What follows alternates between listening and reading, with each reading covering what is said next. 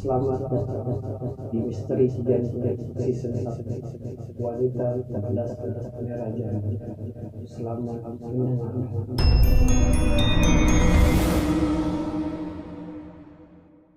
Assalamualaikum warahmatullahi wabarakatuh. Selamat malam. Kali ini di Misteri Cijantung Season 1 dengan temanya Wanita Berdaster Merah Jambu.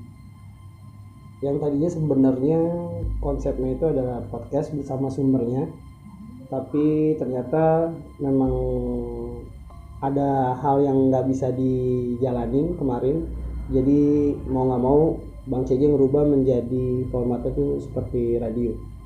Dan kali ini gua nggak sendirian bercerita, bakal ditemenin sama Bang Ibnu yang ada di samping gua.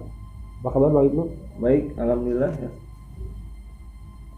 Ini masalahnya ini kan misteri Cijantung apa sih? Wanita berdasar merah. Oh ya, wanita berdaster merah jambu ini. Saya mau nanya nih, itu asal usulnya gimana ya? Kok bisa ada misteri wanita berdaster merah jambu itu? Ya jadi kemarin gue nih nanya sama sumbernya nih yang udah lumayan lama tinggal di Cijantung. Namanya Pak Beatrix. Dia tuh udah dari tahun 60-an kalau nggak salah di situ ya. Dari dia masih kecil lah. Nah dia tuh tinggal di Bengrah yang Gongseng itu. Iya. Nah jadi kenapa disebutnya wanita berdaster merah jambu, memang dia pernah mengalami hal yang mistis pada malam itu. Jadi Bapak Beatrix ini bercerita waktu dia mau keluar tuh Jalan Raya Prajawangsa ceritanya. Itu sekitar pukul jam 2 pagi. Jadi tuh waktu itu lagi bulan purnama, terus hujan. Setelah hujan ya, maksudnya setelah hujan tuh dia mau keluar. Itu bulan purnama kan itu terang banget ya. Terang banget tuh, kelihatan banget gitu. Terus ketika dia mau jalan tuh lewat dari Patung Macan, yang jalan setapak itu yang sampingnya kali itu ya. Itu juga katanya ya rada-rada serem juga gitu, tapi dia memang mau keluar dari jalan raya itu, mau jalan gitu, maksudnya dia mau pergi lah gitu. Terus itu kan kiri kanan masih kayak hutan-hutan gitu katanya, kecuali yang kali itu ya, karena kali itu udah lama banget dari zaman Belanda katanya gitu. Nah terus suatu ketika si Pak Beatrix ini sampai sebelum Prajawangsa itu tuh dia melihat perempuan. Nah itu perempuan itu memang memakai daster merah jambu gitu. Posisinya itu menghadap ke kali ya, menghadapnya ke kali ke sana. Nah, terus gendong anaknya. Jadi dia lagi gendong anaknya, cuma dia nggak kayak di timang-timang gitu, kayak kaku aja, diam aja. Jadi diam aja gitu si perempuannya itu, menghadapnya lurus aja gitu. Dan posisi perempuan itu menampakkan kaki apa gimana gitu? Jadi badan itu kalau kita bicara fisiknya ya, jadi dia pakai dasternya tuh memang cukup panjang. Daster merah jambu itu cukup panjang, rambutnya panjang sebahu lah. Terus anaknya digendong gitu dari jauh tuh. Si Pak Beatrix itu lihat gitu. Ketika dia mau lewatin si perempuan itu, awalnya dia takut tapi iseng gitu, karena kan ada orang di situ gitu ya, maksudnya ya enak lah ada orang gitu di situ, jadi biar nggak serem-serem banget gitu kan. Namanya juga bentuk seperti itu kan, kita nggak tahu ya itu makhluk halus atau bukan kan namanya. Tapi ketika dia berpikir juga sambil jalan, kok jam 2 pagi ada orang gendong anak gitu, lagi setelah hujan kan pasti dingin dong. Dia ngapain keluar gitu kan gitu. Dia pikir gitu, cuma dia jalan aja udah. Ketika jalan baru mau sampai di perempuan dan anaknya itu tuh, wanita yang tadi itu, anaknya jadi dia gendongnya tuh ke belakang gitu, gendongnya di ngebelakangin lah kepalanya tuh, jadi arahnya ke sana gitu. Jadi kan Pak Patrick bisa ngeliat si anaknya itu kalau kita lagi jalan kan, ya otomatis ngeliat dong, karena kepalanya si anak itu ke belakang. Jadi si wanitanya itu menghadapnya ke kali, kan bisa digambarin kan lo kan gitu.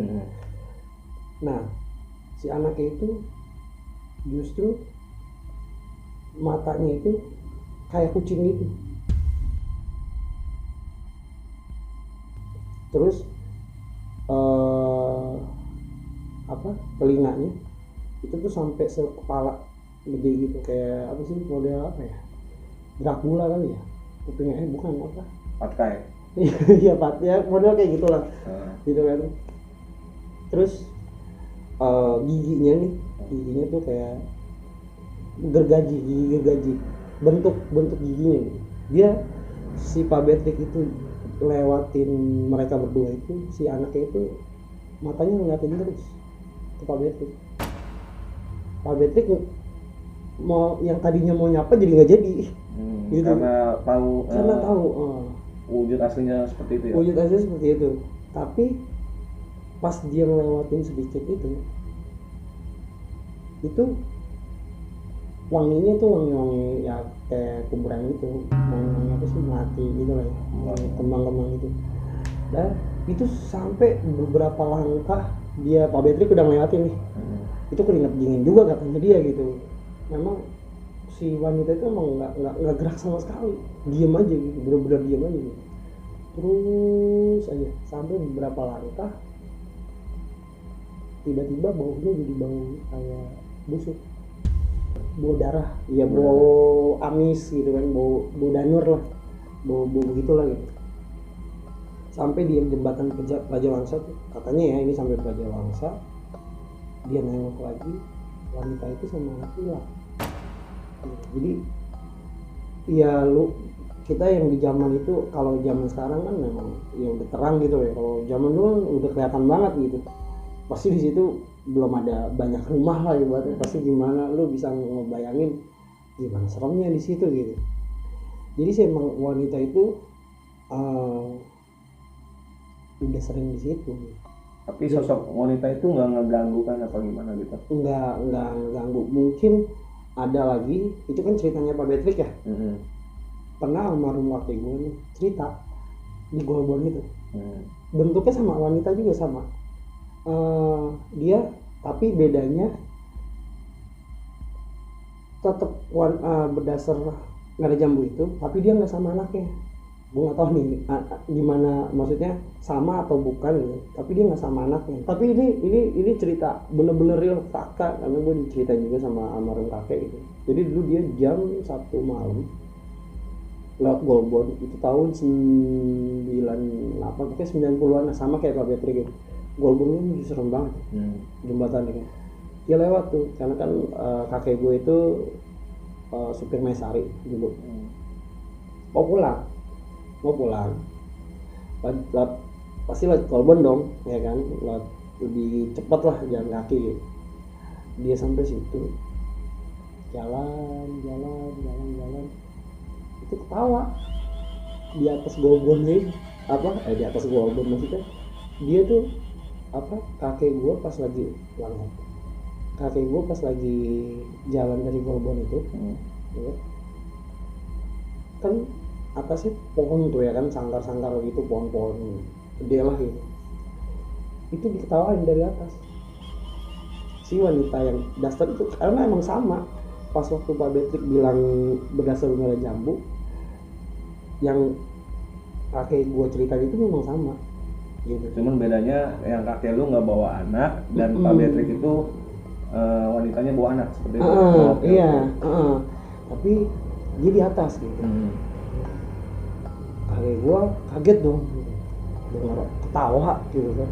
Gimana sih kalau ketawanya suara kuntilanak itu di zaman itu kan serem banget. Itu ketawanya tapi bener-bener jelas banget gitu. Nah, terus ditempong, kakek gue tuh ditempong dari atas kayak jambu gede gitu, kena matanya sampai bengkak itu. Terus dia ketawa gitu lah pokoknya. Terus besoknya lagi ketemu lagi kakek lu itu iya sama si wanita itu. wanita itu ketawa lagi. Nah, terus disengin nggak tuh? Disengin. Oh, disengin lagi. Diketawain lagi. Hmm. Ketawain lagi. Terus akhirnya almarhum kakek itu kan sedikit bisa tahu lah gitu, ngerti lah ya. Doa atau macam itu. Dia dulu bawa paku. Diapain tuh pakunya tuh? Enggak, maksudnya tuh sampai bilang jangan macam-macam ya, pakuin nih gitu. Pakuin nih, gua lempar nih ya pakai ini ya gitu. Jangan macam-macam gitu. Jadi saking mungkin kalau pertama kalinya kan kakek gue almarhum itu masih nauin lah gitu kan. Yang kedua kalinya baru mungkin gondok kali ya, diketawain lagi itu suaranya nyantar banget katanya, suara penyanyi nyantar banget. Terus dipakuin mau dibawa nih pakunya. Jadi dia tuh wah itu lumayan serem juga sih kalau yang kedua ya, karena yang tadinya di atas tuh dia malah jadi di yang jembatannya. Jadi bukan di atas ya, kalau awal kan di atas ditempong kan. Yang kedua dia itu ada di jembatannya. Kakek gue lewat, dia tuh mau pulang dia di belakangnya tawa gimana sih, bayangin aja gitu seremnya. Dia balik badan, aku pakuin gitu. Dia memang udah nyiapin paku gitu. Lu bikin mata gue bengkak ya, gini macam-macam ya gitu. Terus ya nggak tahu lah wujudnya kayak gimana ya, maksudnya karena kan yang namanya makhluk halus itu kita nggak tahu bentuknya tuh yang di film sama atau enggak gitu. Karena ya cuma orang-orang yang tahu aja yang wajah makhluk halus itu gimana sebenarnya gitu kan gitu. Kalau lagi buruk ya buruk. Berarti itu nggak semuanya kita lihat wanita berdasar merah jambu itu, kita nggak semuanya lihat, apa orang tertentu doang yang bisa ngeliat? Ya mungkin yang kalau di zaman dulu ya yang beberapa sumber yang gue tahu ya seperti itu. Jadi kalau misalnya orang lain bisa lihat, ya namanya kita digangguin makhluk halus kan tertentu ya kan. Apa ya, lagi kita tuh kayak misalnya rasa takut itu bisa mempengaruhi juga untuk bertemu makhluk halus itu. Rasa takut yang kuat gitu. Pasti dia bakal nimbulin gitu. Biasanya gitu, maksudnya nggak semuanya, tergantung ya gitu. Kalau kita biasa aja, bahkan yang biasa aja ditongolin gitu kan ibaratnya kan. Apalagi yang ketakutan gitu, malah justru dia makin berani. Nah, dan ini apa namanya bang? Iya, kenapa itu lu pernah denger nggak sih? Apa maksudnya pernah denger cerita gitu nggak? Kenapa ada kisahnya nggak itu? Kenapa wanita pakai berdaster merah jambu itu? Awal-awal mulanya kenapa ide itu? Apa mungkin korban pembunuhan atau yang lain-lain gitu? Bisa dia muncul di situ gitu? Dari beberapa sumber sih ya, katanya nih beberapa sumber.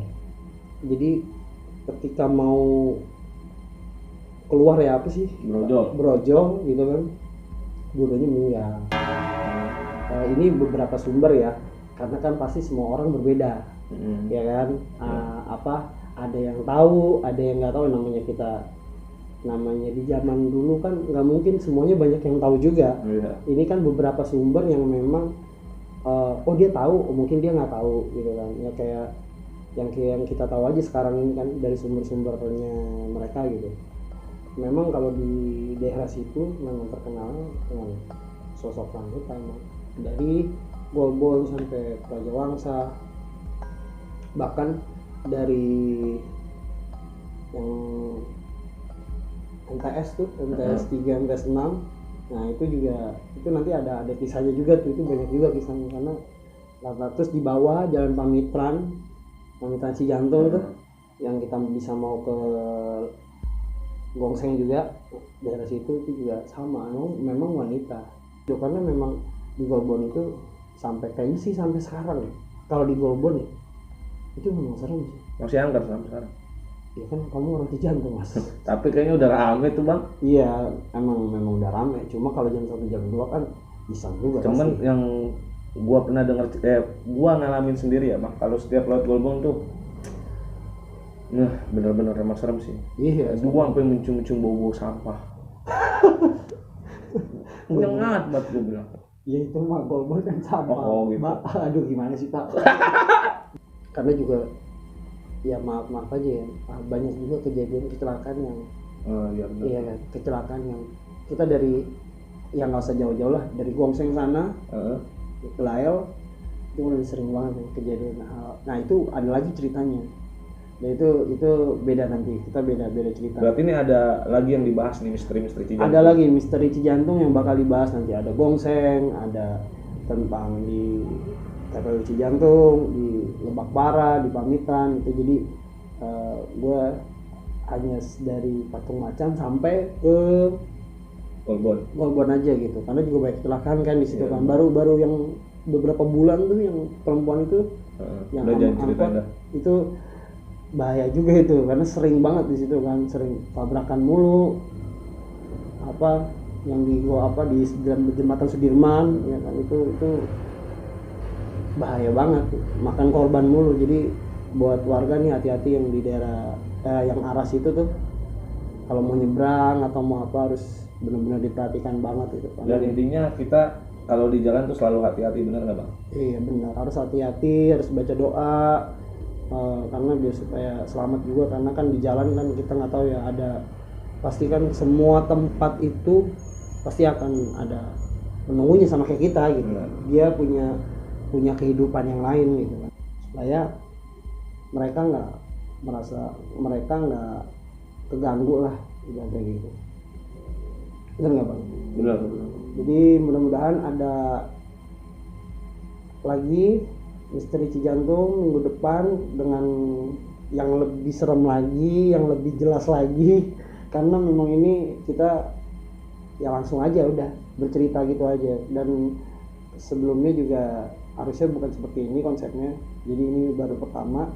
Mudah-mudahan gue bakal bikin lebih horor lagi, lebih serem lagi, cerita-ceritanya dari masyarakat Cijantung khususnya nih gitu. Lebih tajam lagi lah horornya gitu. Mudah-mudahan minggu kedepannya kita bisa nemuin sumber-sumber dari cerita-cerita mereka yang lebih misteri. Itu aja dari gue, Bang CJ dan Bang Ibnu. Assalamualaikum warahmatullahi wabarakatuh.